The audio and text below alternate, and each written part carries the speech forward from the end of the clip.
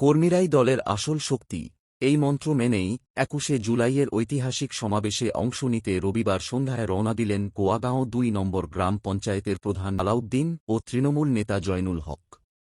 তাঁদের নেতৃত্বে দলীয় কর্মীদের এক সুসংগঠিত পদযাত্রা শুরু করে। প্রধান আলাউদ্দিন ও তৃণমূল নেতা জয়নুল হক জানান, সমাবেশে যোগ দেওয়া শুধু একটি রাজনৈতিক কর্মসূচি নয়, এটি আমাদের দলের প্রতি দায়বদ্ধতা ও ঐক্য প্রদর্শনের মঞ্চ। এই মঞ্চ থেকে তৃণমূল নেত্রী মমতা বন্দ্যোপাধ্যায় যে বার্তা দেবেন সেই বার্তায় সাধারণ মানুষের কাছে তুলে ধরায় মূল লক্ষ্য। সূত্রের খবর, পঞ্চায়েত এলাকা থেকে প্রায় কয়েক শতাধিক কর্মী সমাবেশে অংশ নিচ্ছেন। আমরা প্রত্যেক সাল একবার করে ২১শে জুলাই হয়। প্রত্যেকবার আমাদের মমতা ব্যানার্জি মুখ্যমন্ত্রী আমাদেরকে বার্তা দেয়, ২১শে জুলাই মিটিংয়ের ডাক দেয়, ওখানে আমরা যাই। ওই যাওয়ার আজকেও আমরা সেজেছি ২১শে জুলাই।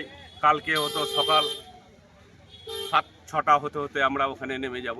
ওখান থেকে আমরা যে ধর্মতলার ওখানে যে মিটিংটা আছে আমরা ওখানে থাকব। ওখানে আমরা মুখ্যমন্ত্রী মমতা ব্যানার্জির যে ভাষণ, যে বার্তাটা দিবে আমাদেরকে, ওই বার্তাটা নিয়ে আমরা আবার গ্রামগঞ্জে ওটাকেই প্রচার করব, এইটাই আমাদের আশা। আমরা ২১শে জুলাই আগেও দেখেছেন কী হারে লোক যাত। এবারকার আরও বিভিন্নভাবে যেভাবে প্রচার হয়েছে, আমাদের গোয়াগা 2 কি গোয়ালপুকুরে আমাদের প্রত্যেকবার অঞ্চল থেকে হতো ৫০টা ২০টা করে লোক যেতাম। গোয়ালপুকুরে হতো ৫০০ লোক যেত। এবারকার ১০,০০০ লোক গোয়ালপুকুর থেকেই যাচ্ছে।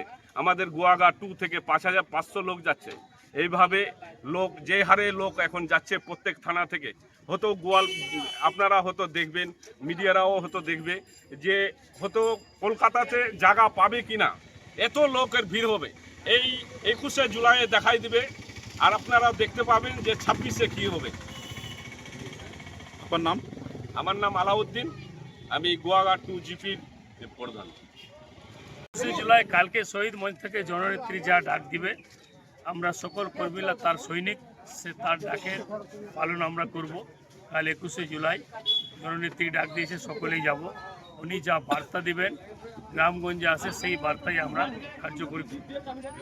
আর আজকে এখান থেকে গোয়াগা 2 থেকে আমাদের প্রধান সাহেব সকল কর্মীরা একটা রাধিকাপুর থেকে যাবে, মোটামুটি ১৫০ লোক নিয়ে ও বাস দিয়ে এখন রায়গঞ্জ যাচ্ছে।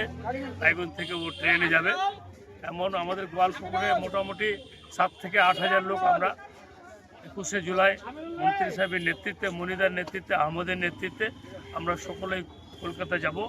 কালকে মঞ্চ ওখানে যোগ দিয়ে জননেত্রীর যা বার্তা দেয়, সে বার্তা গ্রামগঞ্জে এসে আমরা মানুষের সাথে